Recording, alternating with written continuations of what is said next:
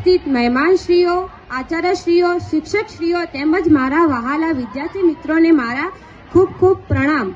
આજે અયોધ્યામાં ઉજવાઈ રહેલા શ્રી રામના પ્રાણ પ્રતિષ્ઠા મહોત્સવ નિમિત્તે હું મારા વિચારો રજૂ કરીશ। આજનો મારો વિષય છે અર્વાચીન રામચરિત્ર।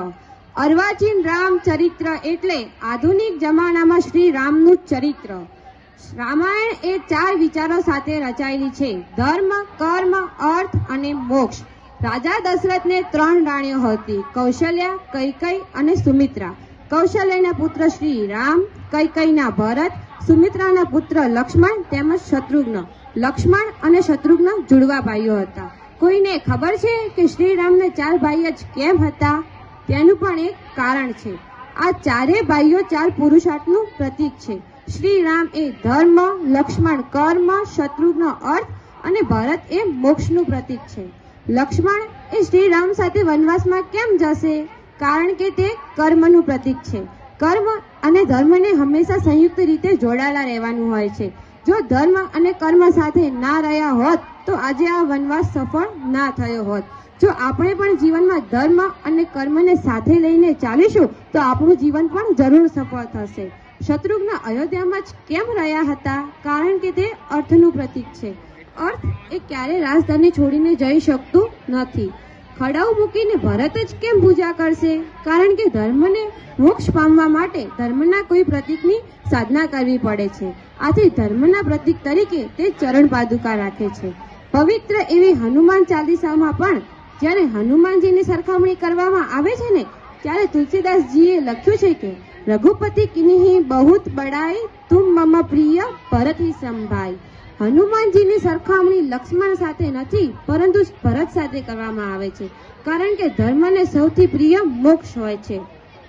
શ્રી રામ અને રાવણની સરખામણીમાં જોઈએ તો રાવણની પાસે સોનાની લંકા હતી, અઢળક જ્ઞાન હતું, વધારે શક્તિ હતી અને તે ભગવાન શંકરનો સૌથી મોટો પૂજારી પણ હતો અને તેને કહ્યું પણ છે, मुझसा पंडित मुझसा योद्धा और न कोई दूजा है, अपने शीशों को काट काट कर शंकर को मैंने पूजा है। अर्थात मारा जेवो कोई पुजारी નથી, મારા જેવો કોઈ યોદ્ધા નથી, મારા શિરોને કાપી કાપીને ભગવાન શંકરને મેં પૂજ્યા છે।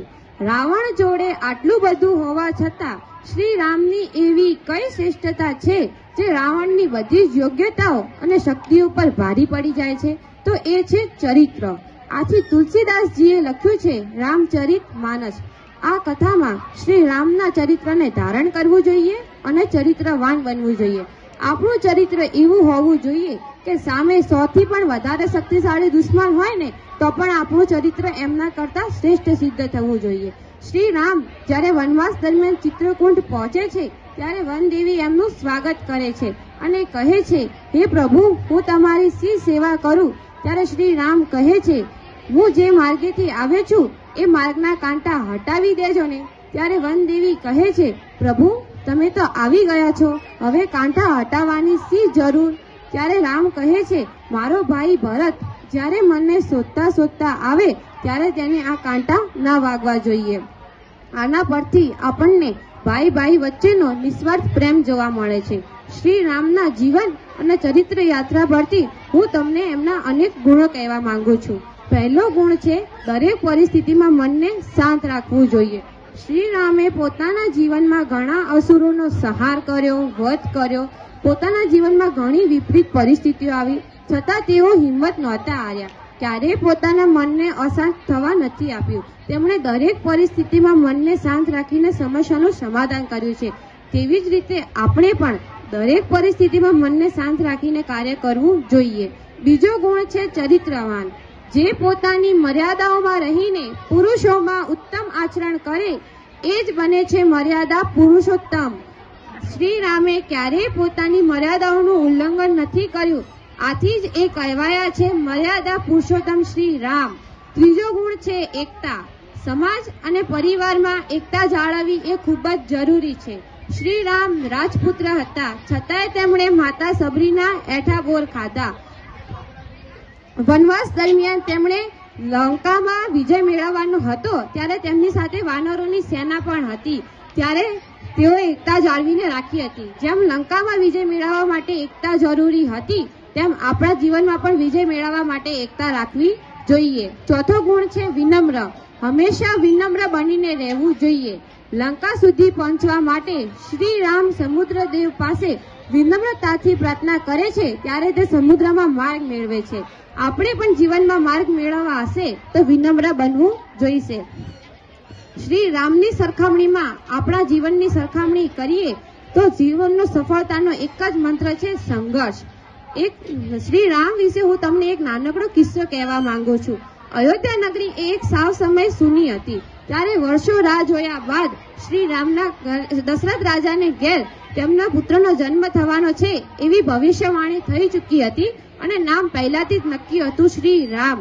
અયોધ્યાવાસી ઢોલ નગાડા લઈને સજ્જ છે.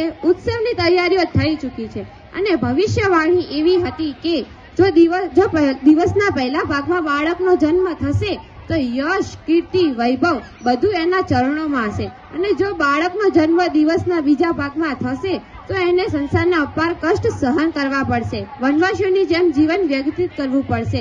પરિવારનો ભોગ આપવો પડશે. આ બધું સાંભળીને માતા કૌશલ્યા પ્રાર્થના કરવા લાગ્યા. એ જ સમયે બાળકનો જન્મ થાય છે, પરંતુ ન એ દિવસનો પહેલો ભાગ હતો કે ન દિવસનો બીજો ભાગ, પરંતુ તે મધ્યકાળનો સમય હતો.